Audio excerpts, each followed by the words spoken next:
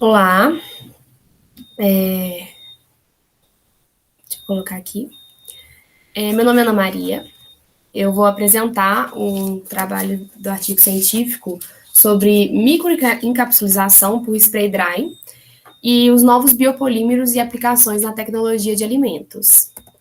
Bom, o objetivo do artigo é elaborar uma revisão bibliográfica sobre o processo e aplicações de microencapsulação por spray drying em produtos alimentícios e na tecnologia de alimentos.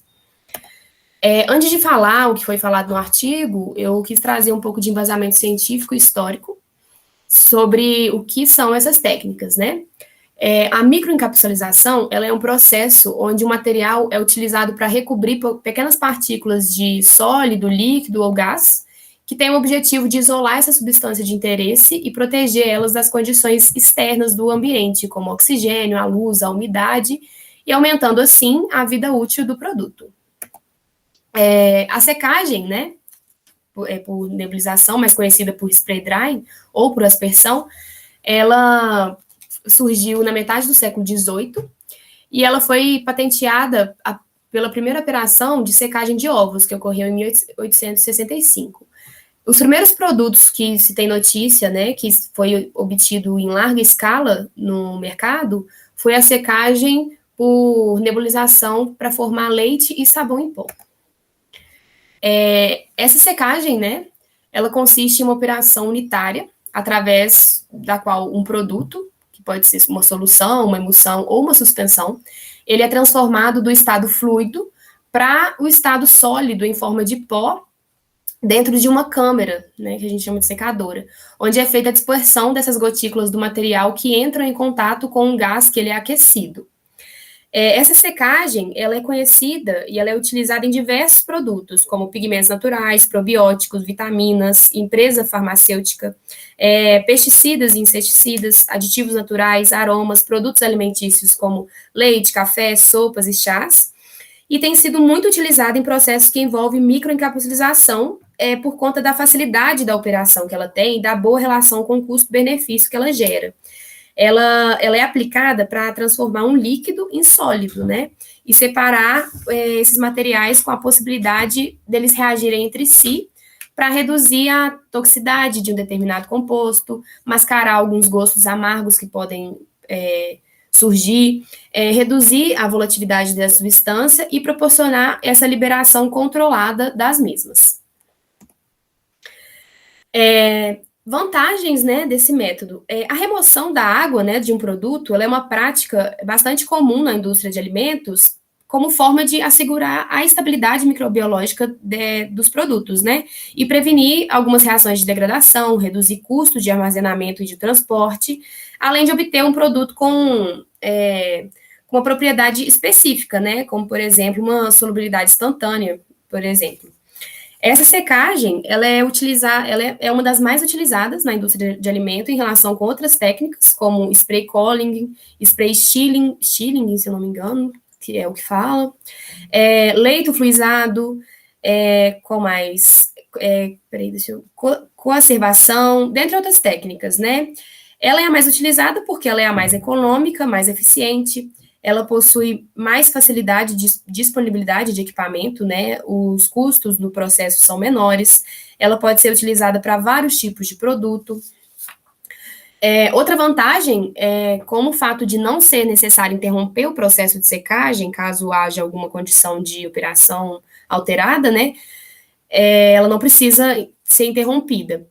Ela também tem formação de inúmeras gotículas, que facilita a troca térmica de transferência de massa, aumenta o rendimento e a rapidez do processo, e essa técnica ela pode ser aplicada para produtos termosensíveis, né? Uma vez que o tempo de contato entre esses produtos com a fonte de calor é muito pequena, e não causa nenhum dano considerado no produto por conta disso, dessa limitação de tempo.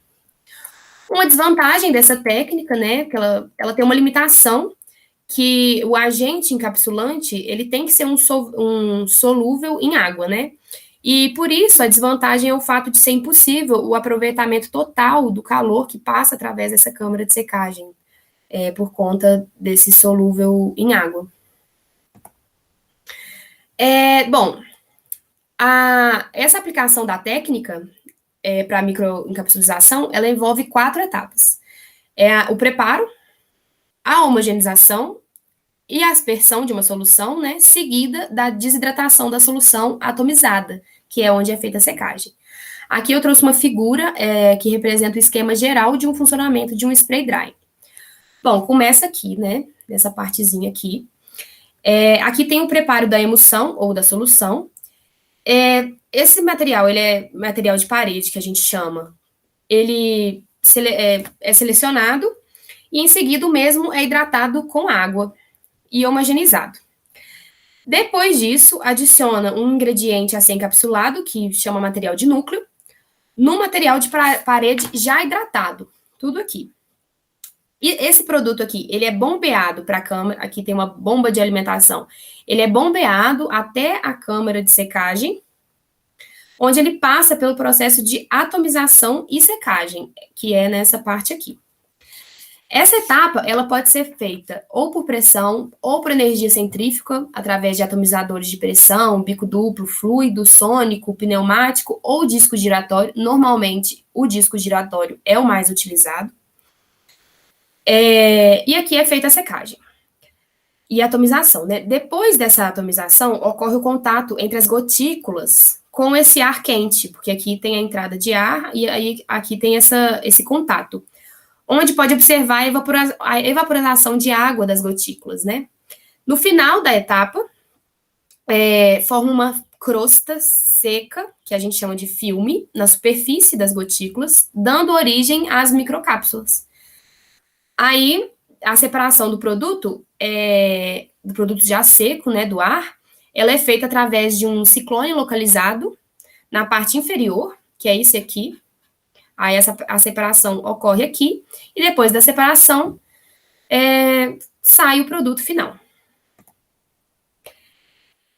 A qualidade de produto obtido, né, através da secagem por spray drying, ela é dependente das condições de operação do próprio spray dryer, que são consideradas adequadas quando se obtém, após a secagem, né, uma partícula que não tenha sofrido expansão e rachadura na sua estrutura.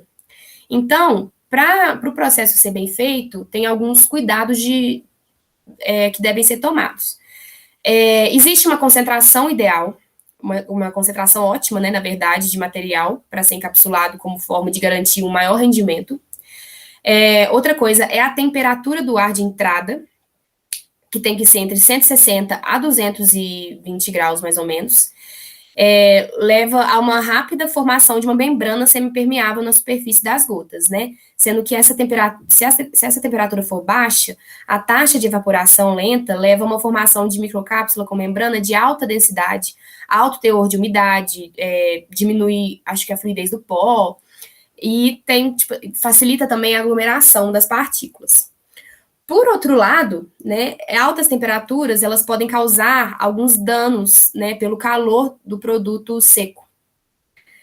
Outro fator que a temperatura interfere, né, é na quantidade de água do produto final, que vai sair, né, no final do produto, e na viscosidade da solução, que influencia na capacidade de atomização de uma maneira mais homogênea. Altas temperaturas, elas também podem causar volatização ou degradação de componentes termossensíveis. Então, esse controle de temperatura, ele tem que ser bem feito. Outro cuidado é o material que vai usar, tanto o material de parede quanto o material de núcleo. O material de parede, ele é proveniente de composto que cria uma rede que tem a sua principal finalidade é proteger o material do núcleo. Essa seleção do material depende de algumas características que você quer, né, que vai ser características desejadas das microcápsulas para o que você vai produzir ali naquele momento. Materiais de paredes podem ser selecionados a partir de uma grande variedade de polímeros naturais ou sintéticos, né, que existe uma gama gigante aí no mercado. Novos biopolímeros como agentes encapsulantes.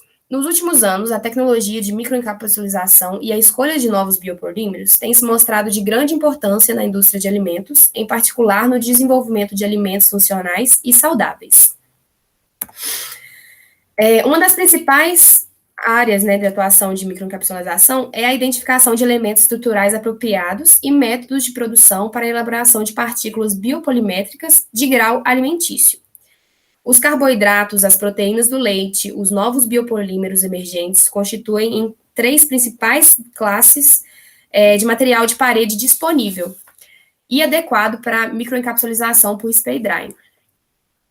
A goma arábica, ela é a mais utilizada. Mas além dessa goma arábica, outros materiais também podem ser utilizados, como o agar, não sei falar, alginato, carragena, outras coisas também, outros biopolímeros são os carboidratos, né, amido, sacarose, a celulose, os lipídios, alguns materiais inorgânicos, as proteínas glúten, caseína, gelatina e albumina também podem ser utilizadas, né? E a seleção de um biopolímero, né, ou a combinação, porque esses biopolímeros também podem ser combinados, ele depende de alguns fatores, como as características físico-químicas desejadas para o produto que você quer obter, as propriedades funcionais das partículas, como, por exemplo, o tamanho, a polaridade, a permeabilidade, degradabilidade, o perfil de liberação, né?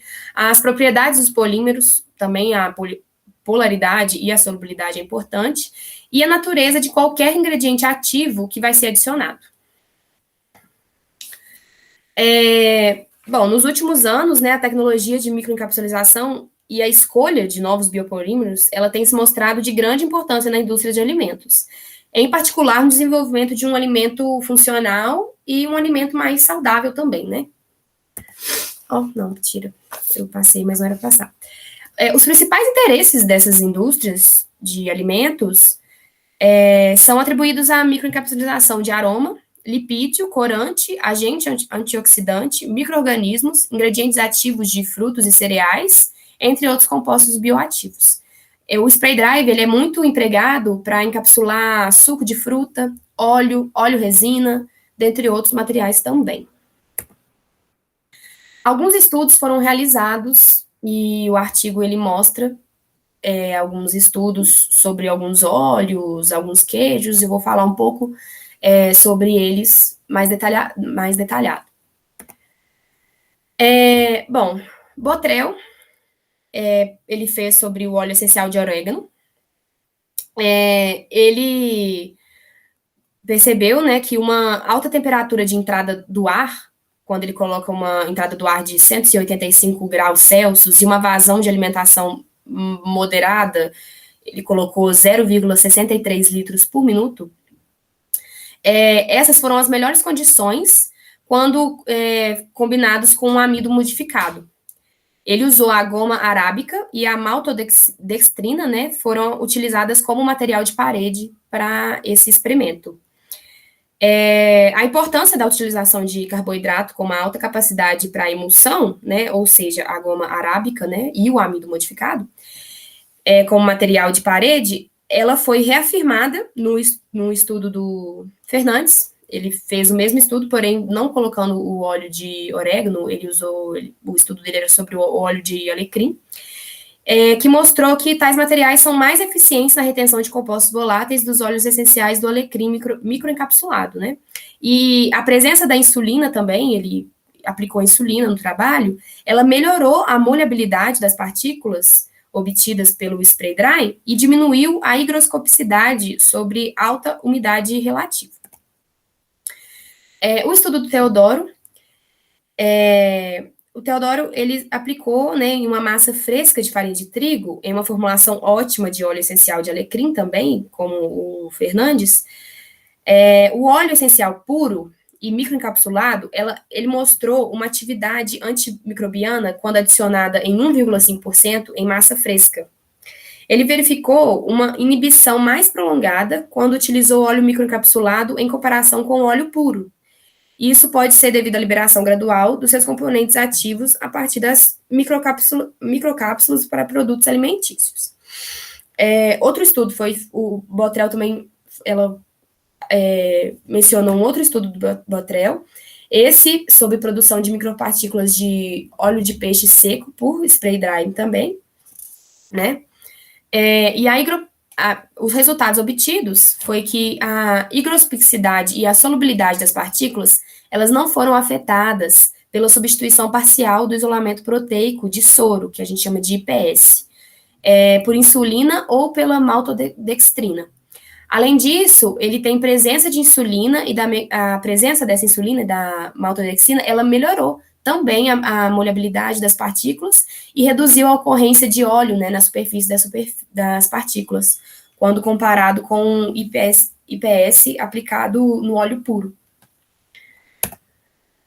Também tem o estudo de Costa, que tem o objetivo de caracterizar as micropartículas secas por spray, né, contendo bioaromas de queijo suíno. Esses estudos eles foram realizados para verificar os efeitos de sistema de parede. O material de parede também foi o amido modificado e a maltodextrina, e diferentes temperaturas do ar de entrada sobre a retenção de alguns ácidos orgânicos. Os ácidos utilizados foram o acético e o propiônico, durante a microencapsulização, né? A maior retenção dos ácidos orgânicos foi obtida quando se empregou os seguintes parâmetros. Temperatura de entrada foi de 175 graus Celsius e a concentração do amido modificado foi de 50%.